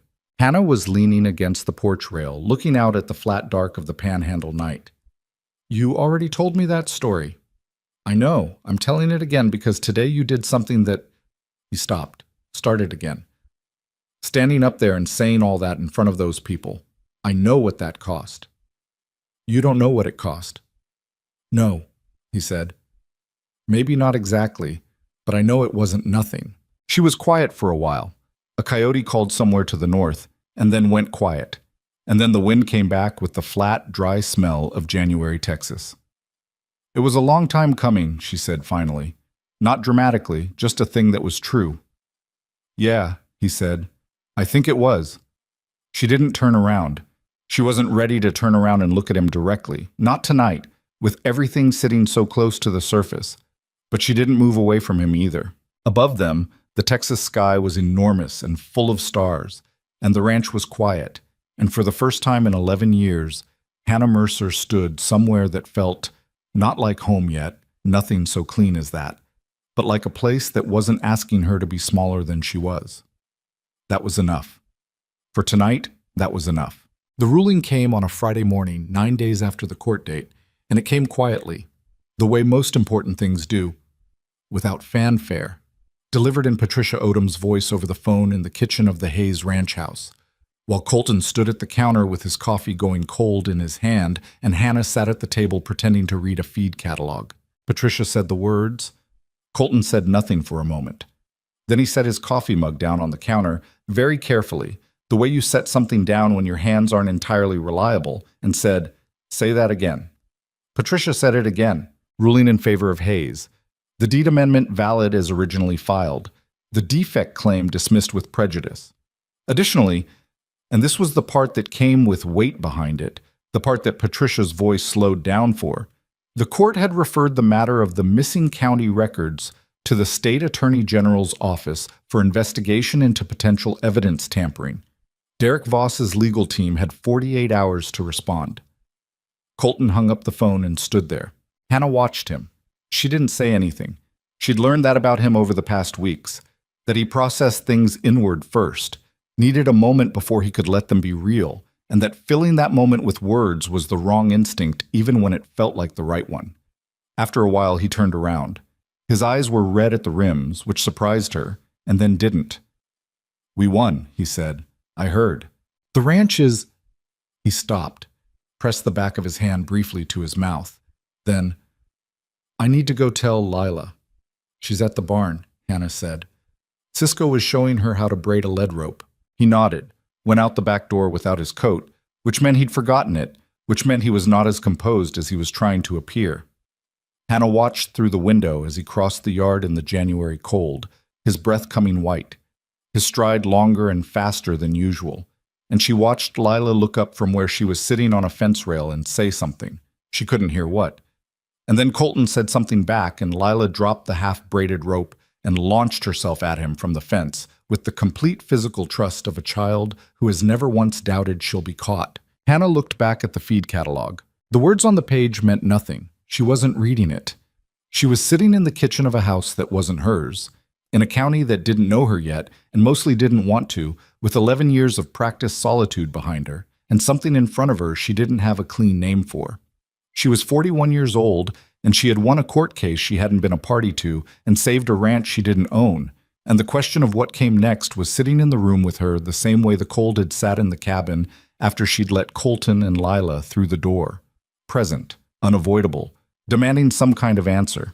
She turned the catalog page, read nothing. The days after the ruling had their own strange texture. Derek Voss went quiet. Not gone. The Attorney General's investigation would keep him busy for a long time. But the active pressure lifted the way a weather system moves on, leaving behind a different kind of air. The ranch hands came back to something closer to normal. Burl, who had been carrying the weight of an uncertain situation with the stoic unhappiness of a man who knows trouble is coming and can't stop it, started moving around the property with his shoulders down instead of up. Cisco, who was 23 and had the particular loyalty of young men who've decided someone is worth following, started addressing Hannah directly instead of talking to the space next to her. She worked. It was what she knew how to do with herself, and the ranch gave her no shortage of opportunity. The drainage problem she'd started on before the court date needed finishing. The feed storage reorganization she'd done in the first week had revealed 3 other inventory problems that nobody had been tracking systematically. The north pasture fence had more bad sections than the 2 she'd fixed. She walked the full perimeter on a Wednesday and came back with a list that made Burl wince when he saw it. "We knew about most of those," he said, slightly defensive. "Knowing and doing are different," she said, without making it an accusation, and started loading fence posts onto the truck. He watched her for a moment. Then he got in the truck on the passenger side without being asked. That was how it started. Not with a conversation, not with anyone sitting down and deciding anything. Just Burl getting in the truck, and then the next day Cisco showing her which tractor had the temperamental starter and which fuel line to check first, and then a quiet older hand named Walt, who'd been on the property for 20 years, leaving a cup of coffee outside the barn door where she'd been working since before sunrise, and saying nothing about it and going back to his own work. The ranch was deciding in its own way in its own time. She let it. Lila was a different matter entirely. There was nothing gradual about Lila. The girl had decided something about Hannah in the first hours in the Montana cabin, with the particular certainty of children who haven't yet learned to second-guess their own perceptions. And she had been acting on that decision ever since with a consistency that Hannah found alternately touching and alarming. She showed up wherever Hannah was working. Not intrusively. She wasn't a child who demanded constant acknowledgement, but present, sitting on a fence rail or a hay bale with a book or without one, asking questions at intervals that were spaced just far enough apart to be reasonable. She asked about the drainage, about the fence posts, about which grass was good for winter grazing and which wasn't, about the scar on Hannah's jaw, which she finally just asked about directly on a Thursday afternoon with the bluntness of a child who has waited a reasonable amount of time for the information to be offered and has concluded it will not be. "A man hit me with a car door," Hannah said. "A long time ago." "On purpose?" "Yes." Lila processed this. "Because of the Breckenridge thing?" Hannah looked at her. "Your father told you about that?" "I listened," Lila said, without any evident remorse about the listening. "When you told him, in the cabin. You were supposed to be asleep." "I was almost asleep," That's different. She looked at the scar with an expression that was not pity and not prurience, but something more like the careful attention of someone filing information in the right place. Did it hurt for a long time? The jaw healed in about 6 weeks. Other things took longer. Lila nodded as if that confirmed something she'd already figured. But you're not scared of people anymore? I'm careful of people, Hannah said. That's different from scared. How? Hannah thought about it honestly. The way Lila's questions always seemed to require honesty as a matter of simple respect. Scared means you run. Careful means you watch first and decide after. Lila considered this for a while, then, I think you were scared for a long time in Montana, but not anymore. Maybe, Hannah said. I think opening the door fixed it, Lila said, with the confident simplicity of someone who has arrived at a conclusion and sees no reason to complicate it. Then she picked up her book and went back to reading, and the conversation was apparently over, and Hannah stood there with a fence post in her hands, feeling like she'd just been very accurately diagnosed by a 6-year-old. Colton was harder. Not difficult. That wasn't the right word. He wasn't cold and he wasn't distant, and in the weeks since the ruling he had been, by any observable measure, exactly what he'd been in the cabin and in the truck and in the courthouse. Honest, steady, occasionally infuriating when his stubbornness about his own physical limitations came back up. The knee was better. He pushed it anyway. She told him so. He said he knew. She pointed at the chair he sat down, but there was something between them that had been growing since Montana, quiet and unavoidable, the way the drainage problem had been quiet and unavoidable, and neither of them was addressing it directly. They moved around each other with a care that was too careful. They talked about the ranch, about Lila, about the legal proceedings, about practical things. They did not talk about the thing that was actually in the room. Hannah understood why. She was doing it too. You don't live 11 years alone without building walls you stop noticing as walls. They just become the architecture of yourself, the shape of how you move through space. And Colton had his own version of that architecture, built differently but from some of the same material. 2 years of grief that had contracted his world down to the ranch, and Lila, and survival. 2 years of not letting himself want things beyond what was strictly necessary. She understood all of it perfectly, which did not make it easier.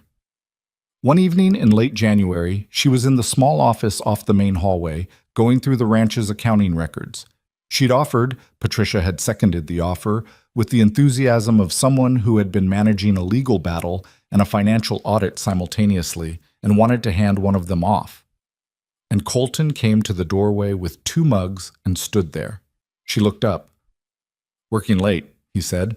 Your bookkeeping is 3 months behind. I know. I was a little busy being nearly dead in a blizzard. He came in and set one of the mugs on the desk beside her. Sat in the chair across from her the way he had in the cabin at the kitchen table, that first real conversation. The accounts are actually in decent shape underneath the backlog, she said. Whoever did the books before kept clean records. It's just the September through November entries that are missing. That was Jeannie. She retired in August. I hadn't replaced her yet when everything with Derek started getting bad. He wrapped his hands around his mug. You're good at this. I was a bookkeeper. I know, He stopped. Started again in the way he did when he was being precise about something. You're good at seeing what's actually there, not what should be there or what someone says is there, what actually is. He paused. You do it with the accounts, and you do it with the ranch, and you do it with people. She looked at him. Is this going somewhere? Probably. He didn't look away. I've been trying to figure out how to say something for about 3 weeks, and I keep talking myself out of it. Because I don't know what you want. I know where I stand, but you came here to help, and you helped. And the thing I don't know is whether you're staying because you want to or because you're not sure you have somewhere else to go, and those are 2 different things, and I don't want to... He stopped. I don't want to be another situation you feel responsible for. The office was very quiet. The accounting ledger was open on the desk between them, full of numbers that suddenly seemed very irrelevant. That's a careful thing to say, she said. I'm trying to be careful. You're usually direct. I'm direct about things I'm sure of. He looked down at his mug. I'm not sure of myself on this one. She thought about what Lila had said. I think opening the door fixed it. and about whether that was true or whether it was the kind of clean story children tell about complicated things because they haven't lived long enough yet to know that things don't fix, they just change shape. She thought about the cabin and the empty lantern and the 11 years of choosing small. She thought about Colton getting in that chair instead of leaving, about the fact that he could have said nothing and she wouldn't have pushed him, and they could have both kept moving around the thing indefinitely, and he'd chosen not to do that. He'd come in with 2 mugs of coffee and sat down. "I'm staying because I want to," she said. "I want to be clear about that." He looked up. "I don't know exactly what that means yet," she said, "and I'm not going to pretend I do. But it's not obligation. I'm not here out of some kind of momentum from everything that happened." She held his gaze. "I'm here because this is the first place in 11 years where I woke up in the morning and thought about what I wanted to do that day instead of just what I had to." Something in his face shifted. Not relief exactly. Something quieter than relief. More like a man setting down something heavy he'd been carrying for a while. "Okay," he said. "Okay," she said. They sat with that for a moment. Outside, the ranch was settling into the sounds of a cold January night. The horses in the barn, the distant low of cattle, the wind across the flat open panhandle darkness. Normal sounds, the sounds of a place that was alive. "The bookkeeping position," he said. "Jeannie's old job. It's still open." She looked at him. "Are you offering me a job?" "I'm offering you a reason that's yours." He said it carefully. "Something that isn't about me or about Lila. Something that's just yours, if you want it." She looked at the ledger, at the months of missing entries, the clean records underneath, the actual shape of a thing once you stripped away what was obscuring it. "I'd want to do more than bookkeeping," she said. "I know. The fence situation alone is going to take Hannah." The way he said her name stopped her. Not sharp, not demanding, just the specific way of someone saying a word they've been saying in their head for a while and have finally said out loud. "Yes, whatever you want to take on. Yes." She looked at him for a moment. "All right," she said. "Then yes." February came in hard and then relented partway through, the way Texas February sometimes did. A week of genuine cold followed by a week of something almost warm, the light changing quality. The days getting longer in increments too small to track, but unmistakable when you added them up. Hannah noticed the days getting longer. She hadn't done that in Montana. In Montana, she'd tracked winter by survival metrics. How much wood, how much food, how much darkness before the darkness started losing. Here she was tracking it differently, by the angle of the afternoon light on the east pasture, and the particular sound Lila made when she came home from school, and the way Colton's shoulders looked on evenings when the work had gone well versus evenings when it hadn't. She was paying attention to things. That was different. The Attorney General's investigation into Derek Voss moved forward with the slow grinding certainty of institutional processes that have found something real to chew on. Patricia called with updates every 2 weeks. The picture being assembled was larger than the water rights claim. It reached back years, involved other properties, other manufactured defects, a pattern that had apparently been running long enough that Derek had stopped thinking anyone would ever look at it directly. He had lawyers, and the lawyers had lawyers, and it would take time, but the direction was clear. Colton didn't talk about it much. The ranch was the thing he could actually affect, and he put himself into it with the focused energy of someone who'd been defending for too long and was ready to just work. Hannah did the accounts, fixed the fence, reorganized the hay storage in the second barn, found a billing error with the veterinary service that had been overcharging for 3 years and nobody had noticed. Called them about it, got half of it back. Burl came to find her about that one specifically. "The vet thing," he said, leaning in the barn doorway. "Kerrigan said you found a billing problem. Systematic overcharge on the large animal medication line. 3 years, about $4,000 total." She was sorting tack. "He's crediting it against the spring account." Burl was quiet a moment. "Nobody ever caught that. Nobody was looking at it line by line." She hung up a bridle. "The records were all there. Just needed someone to read them." He stood in the doorway a while longer than the conversation required. She let him stand there. "Jeannie was here 15 years, he finally said. "Good woman, retired well. But she wasn't..." He stopped. She kept the numbers right. Didn't always see what the numbers meant. Hannah looked at him. I'm not saying anything except... He took his hat off, turned it in his hands once in the way men do when they're about to say something that doesn't come easily. The ranch runs better when somebody sees what's actually there. He put the hat back on. That's all I'm saying. Burl, she said. Ma'am. Thank you. He walked out without looking back, which was as close to graceful as the moment was going to get, and Hannah let it be exactly that. The conversation happened on a Sunday evening in March, on the porch, which had become the place where real things got said. Maybe because it was outside. Maybe because the open sky made certain words feel less enclosed, less final. Lila was inside. They could hear her through the screen door, talking to herself the way she did when she was reading something out loud to hear how the sentences sounded. Colton was on the rail, not quite facing Hannah, looking out at the property the way he did sometimes in the evenings. Not lost in it, just looking at the thing he'd spent his adult life tending, the way you look at something when you understand what it almost cost. I want to ask you something, he said.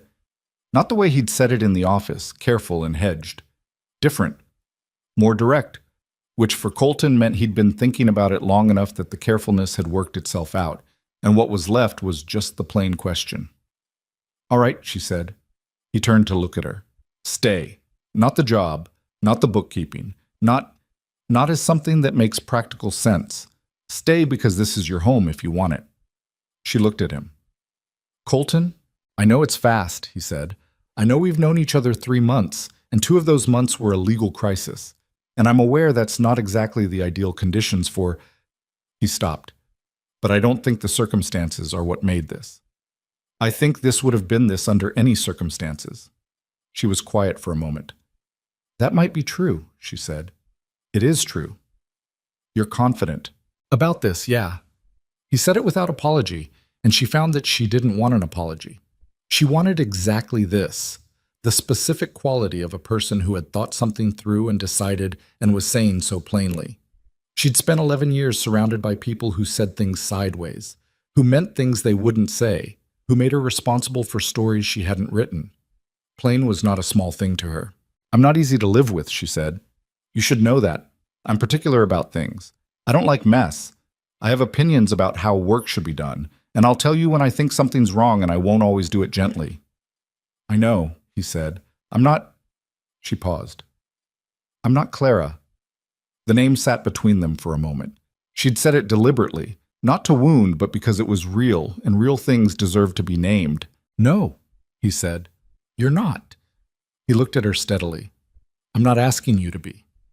I know you're not. I'm telling you I've thought about it because I have. And? She looked out at the property, at the east pasture where the winter grass was already showing the first faint suggestion of color, weeks away yet, but there in the way that things are there before you can see them clearly. At the barn where the horses she'd been feeding for 3 months were making their evening sounds. At the windmill turning slow against the last light. I spent 11 years believing I didn't deserve anything beyond survival, she said. And I got very good at survival. I got so good at it that I forgot it wasn't the same thing as living. She turned and looked at him directly.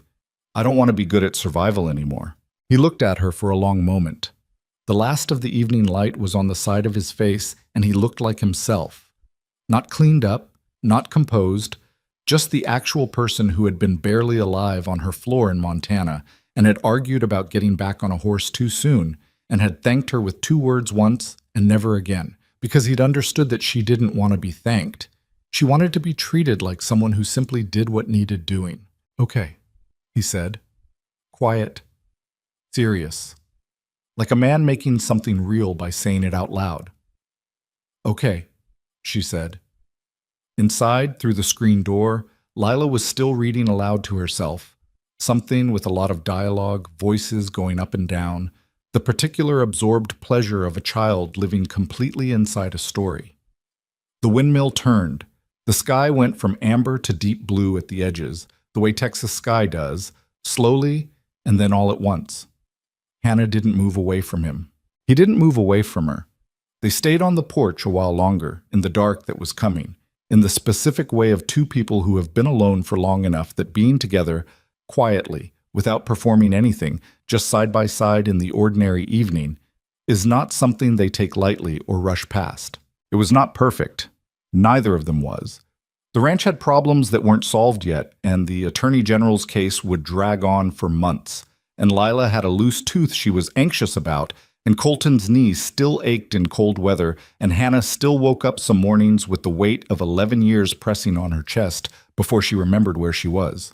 But the porch was solid under their feet. The horses were fed. The accounts were in order. The fence held. And somewhere in the dark of the east pasture, barely visible, the winter grass was deciding to come back. They got married on a Saturday in April, when the Panhandle was doing its best impression of something gentle. It wasn't a big wedding. That had never been a question. Colton had done the big wedding the first time. The church, the reception hall, 300 people from 3 counties. And he hadn't suggested it, and Hannah hadn't wanted it, and neither of them had needed to have that conversation out loud because they'd both understood it without saying. What they did instead was this. The front yard of the ranch house, 20 people. Patricia Odom in a blue dress, looking slightly uncomfortable without her briefcase. Burl and Cisco and Walt standing together with their hats in their hands. Garrett, who had driven 4 hours from Montana because Hannah had called, and he had said nothing except what time and where. Lila wore a yellow dress she had chosen herself and had opinions about, specifically that it needed a sash.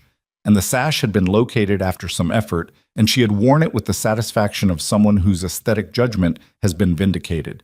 She stood beside Hannah through the whole thing with the quiet, serious presence of a child who understood that what was happening was real and permanent and did not require performance. The woman who performed the ceremony was a justice of the peace named Roberta Fikes, who was 70 years old and had married something close to 400 couples in her career, and had the specific, unsentimental warmth of someone who had seen enough of these to know which ones were going to hold.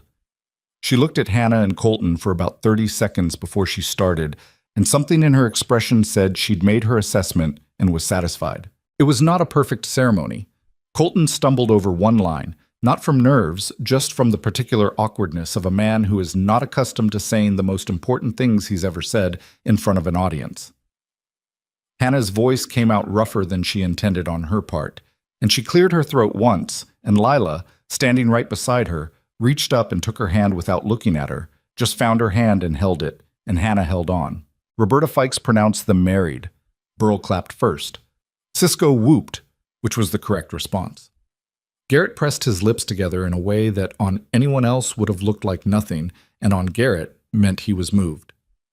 Lila looked up at Hannah. "Now you live here for real," she said. "I already lived here," Hannah said. "Now it's official," Lila said with the gravity of a 7-year-old sealing a legal contract, and went to find the food. The reception, such as it was, happened on that same front porch that had become the place where real things happened. Pushed together some tables, Cisco's older sister had made tamales. Somebody produced a case of cold beer and a bottle of something better for the toasts. Patricia gave a toast that was concise and pointed and made everyone laugh once and go quiet once, which was exactly right. Garrett gave no toast but put his hand briefly on Hannah's shoulder when he passed her, and that was enough. That was more than enough. Derek Voss, at that moment, was 400 miles away in an attorney's office in Austin, working through the second round of depositions in the state investigation. His legal situation had continued to deteriorate in the months since the ruling. The pattern that had emerged from the Penrock documents was wider and older than anyone had initially understood, reaching back to 2 other property disputes in the previous decade, both of which had been settled before they got to court, both of which now looked different in retrospect. He wasn't going to prison tomorrow. Men like Derek rarely did, not quickly, but the walls were moving and he knew it, and the Hayes Ranch water rights were the least of his current problems. Hannah knew this because Patricia kept her informed, and she thought about it occasionally, and then she thought about other things. It was not indifference. She would follow the case until it concluded, and she would feel something real when it did. But she had learned, slowly, the difference between justice and obsession, and she was trying to live on the right side of that line. She had better things to put her attention on. The marriage was not a solution to anything, which was something both of them understood and neither of them pretended otherwise. The first months had the specific texture of 2 people who have each spent years living alone, suddenly having to account for another person in a sustained daily way, not for a crisis, not for a week, but for the ordinary Monday and Tuesday and Thursday of a shared life. They had habits that didn't match. Colton was a morning person in the most committed sense, up before light, coffee made, already thinking in the particular focused silence of someone who does his best thinking before anyone else is awake. Hannah was functional in the morning, but not cheerful and not talkative, and had spent 11 years not being required to be either. The first week she had come into the kitchen at 6 in the morning, and he had said cheerfully, "I was thinking about the east fence line," and she had looked at him over the coffee she was pouring with an expression that communicated, without words, that she had not yet achieved the cognitive state necessary for fence discussions, and he had read her correctly and handed her the mug and waited. 5 minutes later she said, "What about the east fence line?" He told her. They figured it out over breakfast. It became, without being declared, the pattern. He thought first, she joined when she was ready, and neither of them counted that against the other. There were harder things too, harder than fence lines. Colton had a habit, left over from 2 years of single parenting under pressure, of handling things without mentioning them, making decisions about the ranch, about money, about logistics, and presenting them as done facts rather than ongoing conversations. He didn't do it from disrespect. He did it from a deeply ingrained reflex that said if something needed to be handled, you handled it, because there was nobody else to handle it with. He'd been alone in the decision-making for long enough that the habit was structural. Hannah noticed it after about a month, sat on it for 3 days, which was 2 days longer than she should have. Then she told him, "You made 3 decisions about the spring accounts this week without talking to me," she said. They were at the kitchen table, which was where the real conversations happened when the porch was too cold. "I'm not complaining about the decisions. They were fine decisions. But I'm doing the accounts, and I'm supposed to be—" She stopped. "I need to be part of the conversation, Colton, not after." He looked at her. She could see him working through it. The reflex to defend, the subsequent recognition that she wasn't attacking, the further recognition that she was right. "Yeah," he said. "I do that." "I know why you do it. Doesn't make it right." "No," she said. "It doesn't." He was quiet a moment. "I'll work on it." She looked at him. "I know you will." And she did know. That was the thing about Colton, the thing she'd understood since the night in her cabin when he'd asked why she'd brought them inside and listened to her answer without flinching. He didn't get defensive when he was wrong. He just accepted it and redirected. It was one of the least common things she'd encountered in a person, and she didn't take it for granted. She had her own version of the same problem. She went quiet when things were wrong instead of saying so, a habit built from years of saying things and having them used against her, of trusting her own voice and watching it get twisted. She would carry a problem for days, turning it over internally before she'd bring it to him, and by then she was sometimes further into it than was helpful. He called her on it in May, about 6 weeks in. "You've been somewhere else for 3 days," he said. "What's going on?" "Nothing." He looked at her with the specific patience of a man who knows exactly what nothing means from someone who processes things alone. "Hannah," she told him. It was a smaller thing than she'd made it by carrying it, a worry about Lila's school situation, about whether the girl was adjusting well to the changes of the past months, or whether the cheerful surface was doing what surfaces sometimes do, and covering something that needed more attention. It was a real concern, but not a crisis, and saying it out loud made that clear in about 45 seconds. "She's okay," Colton said, "but you should ask her. She'll tell you." "I didn't want to—" "She'll tell you," he said again. "She's been wanting to talk to you specifically about some of it. She told me she didn't want to bother you." Hannah looked at him. "She thought she'd bother me." "She thinks you're busy." Hannah went and found Lila that evening and had the conversation, which turned out to be about a girl at school who'd said something unkind and a math concept that wasn't clicking, and a deeper question underneath both of those, which was whether the life that had been reassembled over the past months was going to hold, whether it was real or whether real things had a way of coming undone. Hannah sat on the edge of Lila's bed and thought about what to say. The way you think when you know the answer matters, and you want to give the right one and not the easy one. "I'm not going anywhere," she said. Lila looked at her. "You said that already." "I'm saying it again because you're still asking." A pause. "How do you know I'm still asking?" Because you're 7, and the last 2 years were hard, and one speech from an adult doesn't undo 2 years. Hannah looked at her steadily. You can keep asking for as long as you need to. I'll keep answering. Lila was quiet for a moment. Then she moved over on the bed in the way that was an invitation without being stated as one, and Hannah sat beside her, and Lila leaned against her arm the way she'd leaned against Colton's coat in the snow, with the complete unconscious weight of someone who has decided a person is safe. They sat like that until Lila fell asleep. Hannah stayed a while after, not because she needed to, just because she wanted to. The baby was not planned. That was the honest version. Hannah was 42 in October when she understood what the tiredness and the particular strangeness of the previous 3 weeks meant, and she sat in the bathroom of the ranch house for about 20 minutes with that understanding, turning it over. She was not young. The pregnancy book she'd read in the following days, grimly and thoroughly, did not let her forget that. There were risks attached to her age that were real and needed to be managed, and she did not flinch from them. She was not a person who managed reality by avoiding it. But underneath the practical accounting of it, underneath the doctor's appointments and the adjusted work schedule and the conversations with Colton that were sometimes scared and sometimes not, was something she hadn't expected. She wanted this. Not in the abstract, hopeful way she might have wanted it at 30. In the specific, concrete, this particular life I am currently living way. She wanted to bring a child into the home that had been rebuilt here, into the air of a place where Lila did her homework at the kitchen table and Burl came in for coffee on cold mornings, and Colton left the back door open in spring because he liked the sound the wind made when it came across the east pasture. She told Colton on a Sunday morning.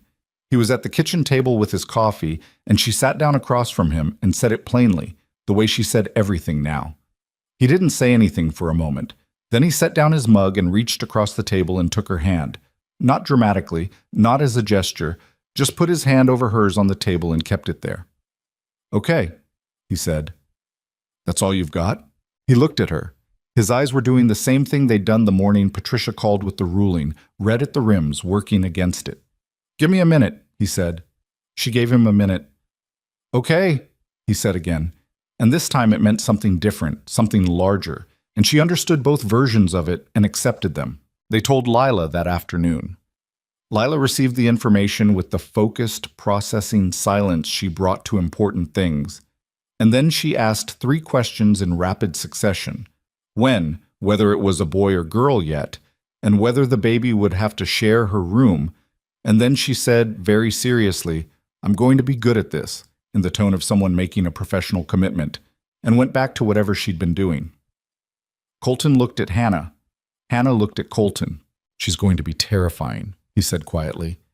She already is, Hannah said. The boy was born in June, on a morning that came in hotter than expected and then cooled toward afternoon the way good days sometimes do.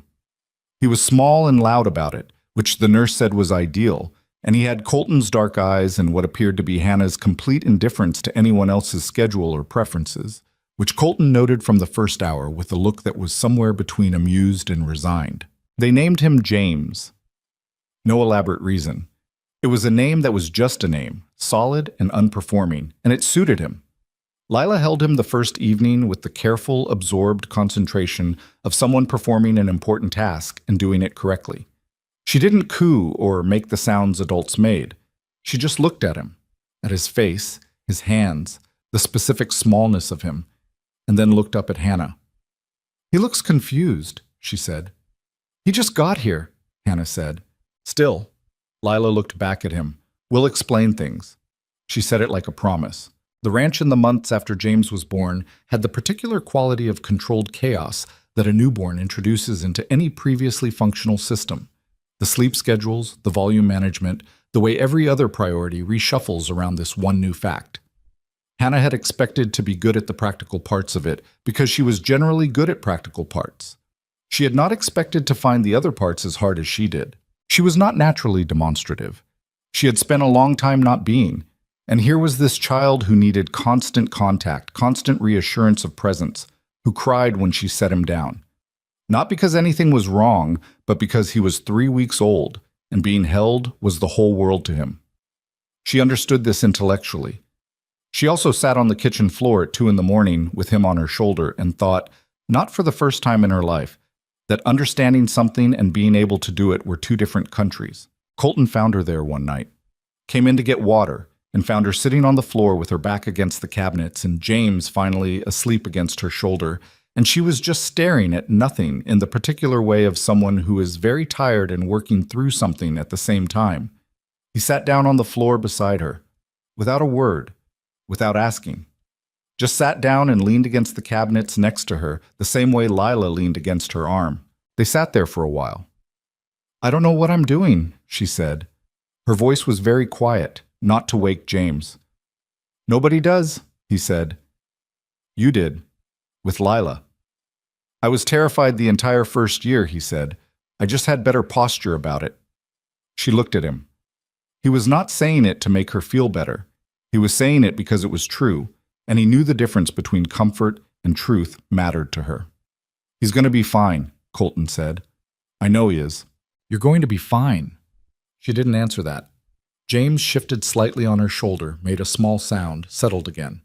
She adjusted her arm under him with the careful automatic motion she'd developed over 3 weeks, the muscle memory that had arrived without announcing itself. "I spent a long time not letting myself need anything," she said. "And now She looked at James's sleeping face. "I need this. I need all of this to be okay. And I can't control whether it is." Colton was quiet a moment. "No," he said. "You can't." "I know." "That's the whole thing," he said. "That's the whole thing right there. You can't control it, so you stay. You show up every day and you do your best, and you stay." She looked at him. He was not a man who said wise things in quotable ways. He was a man who said true things in plain ones, and she had learned that this was rarer and more valuable. "Yeah," she said. "Yeah," he said. They stayed on the kitchen floor until James woke up and required things again, which was not long, but it was long enough. Hannah went back to Montana the following spring, when James was 10 months old. She went alone. She thought about whether to bring Colton and decided against it, not from exclusion, but because she needed to do it in herself, as herself, the way certain things can only be done alone. He'd understood without requiring explanation, which was one of the things she had come to rely on. The drive up from the highway to the cabin took longer than she remembered because the spring mud had done its usual work on the track, and the cabin itself showed a winter's hard use. The roof had lost 2 shingles, the porch boards were softer than she'd left them. The door had swollen in the frame and required force. She got it open. Inside, the air was cold and still and had the particular smell of a space that has been holding itself in patience. The lantern was where she'd left it. The braided rug was where Colton had lain when she'd dragged him in from the snow. The chair by the wood stove was where Lila had sat with her too big coat and her mug of broth and her serious dark eyes that had seen Hannah clearly before Hannah had been ready to be seen. She stood in the middle of the room for a long time. She had expected to feel sad, and she did, a little. The particular sadness of a version of yourself that you've outgrown but can still see from where you're standing. 11 years in this room. 11 years of making herself small and calling it safety. There was grief in that, even now. She didn't pretend there wasn't, but she also felt something else that surprised her, something close to gratitude for the place, because the cabin had done what it was supposed to do. It had kept her alive when she needed keeping, had given her ground to stand on when everything else had been taken, had asked nothing of her except that she show up and maintain and survive. That was not nothing. That was in fact quite a lot. She went out to the porch. The Beartooth Range was still snow-capped, visible in the north above the tree line, immense and indifferent in the way of things that have been there forever, and will be there long after everything currently living has finished whatever it's doing. The yard was muddy, showing the traces of the winter's snowmelt. The woodshed was intact. She stood on the porch where she had stood that night, where she had heard the sound in the darkness and gone to the window and seen nothing and gone back to her chair and heard it again.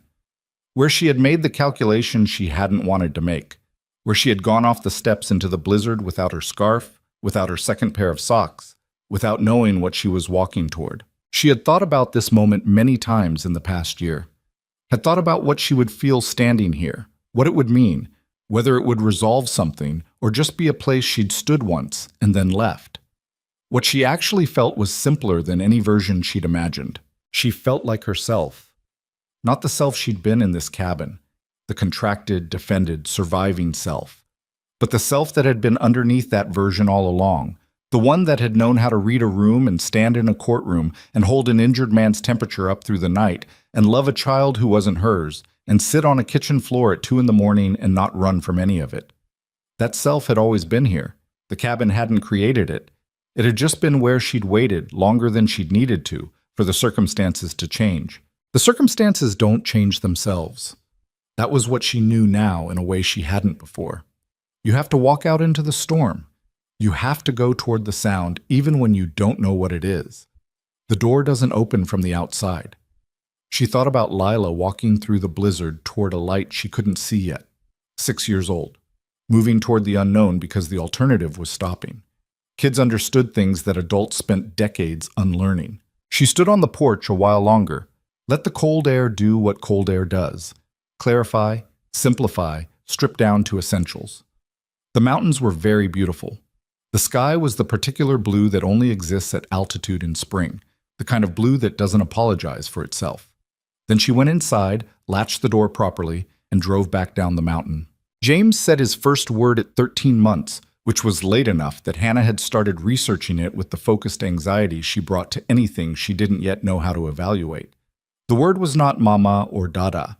It was improbably more, delivered over a bowl of mashed sweet potato, with the demanding clarity of someone who had decided that passive reception of food was no longer acceptable, and a verbal contract was required. Lila found this hilarious. Colton said it figured. Hannah wrote it down in the small notebook she'd started keeping, the one that was supposed to be for tracking the ranch's seasonal work, and had slowly accumulated other things alongside the fencing schedules and hay orders.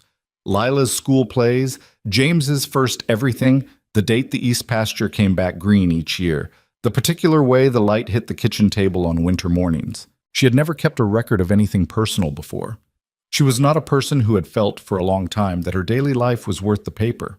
She was revising that. The Attorney General's case against Derek Voss concluded 14 months after it began, with a settlement that involved the return of improperly obtained land documents to 3 different county records offices, a significant financial penalty, and a 5-year exclusion from serving on any board with fiduciary responsibility over real property. His lawyers called it a resolution. Patricia called it a beginning of accountability. Hannah read the summary Patricia sent her and thought about what it meant for the people Derek had run this same play on before the Hayes Ranch.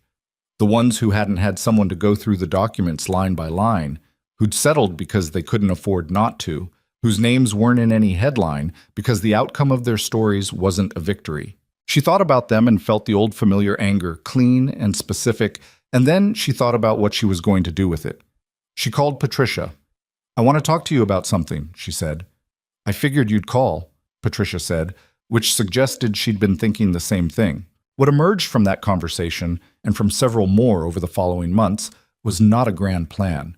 It was smaller than that and more practical. A process by which Hannah's particular skill set, the ability to read property records and financial filings and find the thing that was actually there instead of the thing someone wanted you to see, could be made available to landowners who couldn't afford the kind of legal resources that Colton had been able to assemble. Patricia had the legal structure. Hannah had the eye. They built something modest and functional and unglamorous, the way useful things usually get built. It didn't save everyone. Nothing saves everyone. But it saves some people. And some people is not nothing. Some people is in fact the whole point. 3 years after the night of the blizzard, Hannah Hayes, she'd taken the name, a decision she'd made quietly and without ceremony, one afternoon in the county clerk's office in Drover's Flat, stood in the east pasture at evening while James sat in the grass beside her, pulling at clover with the focused inefficiency of a 14-month-old, and Lila was somewhere behind her, in the barn with Cisco learning something she'd demanded to be taught. The light was doing what it did at this hour, going gold and long across the flat land, making everything it touched look like it had been set there carefully. The windmill was turning. The cattle were at the north water. The ranch was making its evening sounds. Colton came across the yard toward her. He'd been at the south barn and his hands were dirty, and his hat was crooked from being pushed back and he hadn't noticed. He looked like a man at the end of a day's work, which is to say, he looked like himself. He came to stand beside her and looked out at the same piece of land she was looking at. James held up a clump of grass toward neither of them in particular, offering it to the world in general. "Successful harvest," Colton said. "He's been at it for 20 minutes, Hannah said. "He's very committed." They stood there a while. James moved on from the grass to something more interesting, a small rock that required both hands and a great deal of concentration. The light kept moving the way light does, every minute slightly different, the colors shifting through something you couldn't name fast enough to keep up with. "You okay?" Colton asked. "Not because something was wrong, just the way you ask sometimes, when you want to say, 'I see you' without making it into a thing." She thought about it the way she thought about real questions, actually thought about it.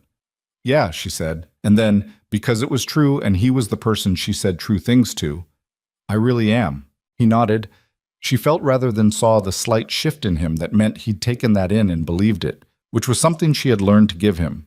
The actual answer, not the managed one. He had learned to give her the same. That was the deal, the one you made not once but continuously, the one that required daily renewal and sometimes daily failure and the willingness to come back to it the next morning anyway. James dropped the rock, looked at his empty hands, looked up at Hannah with an expression of profound betrayal. "It's okay," she said. "It's right there." She picked it up and gave it back to him. He took it and was immediately satisfied. Somewhere in the barn, Lila laughed at something, the clear, uncomplicated sound of it carrying across the yard. Hannah stood in the evening light of the east pasture with her husband beside her and her son in the grass at her feet and her daughter laughing in the barn, and she thought, simply and without drama, that she was glad she'd gone off the porch that night. Glad she hadn't done the sensible thing. Glad she'd walked into the storm without her scarf. She had spent a long time believing the cautious life was the safe one, that staying small, staying alone, staying behind the door was how you kept from being hurt again. And she had been wrong about that. Not in a profound or complicated way. Just wrong, the way you're wrong about things until you have enough evidence to correct the error. The door had not been protecting her. It had been keeping her. She'd opened it. Everything since had been the rest of her life.